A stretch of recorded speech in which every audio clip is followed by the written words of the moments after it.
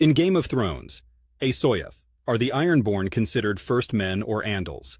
The identity of the Ironborn in George R.R.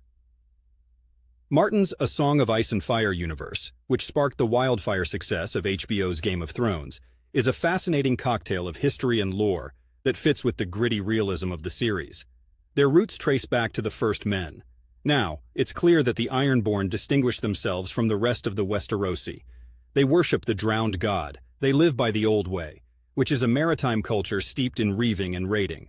This culture, much like their infamous words, "What is dead may never die," hints at ancient traditions that predate the Andal invasion. But remember, the Andals did hit up the shores of Westeros with their steel and seven-pointed stars quite some time after the first men had established their presence. The Ironborn, much like the Northerners, hold on to their old cultures and gods, which were shaped by the first men, distinctly resisting the significant religious and cultural update package offered by the Andal invaders. So when we label the Ironborn, they'd wear the badge of the first men with more pride than they would any Andal connection. All that said, it's been thousands of years, and bloodlines have mixed.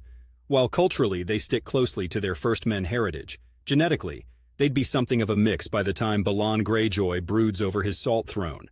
If you find this kind of deep dive into the lore of fantasy series like A Song of Ice and Fire captivating, you've got to appreciate Martin's world building. The guy has a knack for creating intricate histories that give the reader a sense of ancient depth and complexity. Definitely not your average Sunday book reading. From Portland, Oregon, where the rain sometimes feels like it's trying to give us our own Iron Islands vibe, I can tell you this lore appreciation translates well when you're used to being steeped in your local culture. It's not unlike the Ironborn holding fast to their ancestral ways amidst a sea of change.